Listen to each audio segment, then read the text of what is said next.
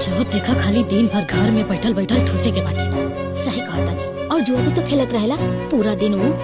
ले जो। हाँ, ये रोटी सब दे दी। ले। और दाल ये भी ले। जल्दी करी। हाँ। दीपक कुमार आ गए ले। भूख लागल बा भाभी, फटाफट खाना लगा दा। वाह भाभी, इतना जल्दी? रुक जाए। का भाई, हमके भूख लागल बा, खाए दा। ना रुकी। संतोषी, ई का पागल बन हो? तोके पता बने कि खाना के अनादर करे से अन्नपूर्णा माई नाराज हो जाली?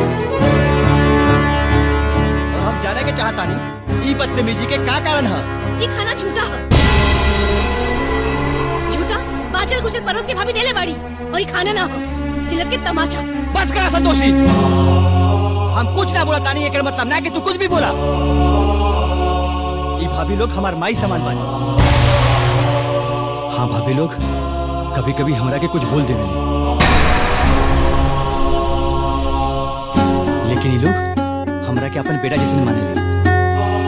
और माई समान भाभी के ऊपर तू लाज से लगा तारू। तोहरा के हिजा के 2 दिन बिना भइल और हमनी के पीछे फूट डाले के चाहता रू। हम तोहके संस्कारी और समझत रहनी, तोहके शर्म आवे के चाहिए। हमारी बात तो सुनिए। ओ महारानी, सुन ले लू देवर जी का कहत रहनी है।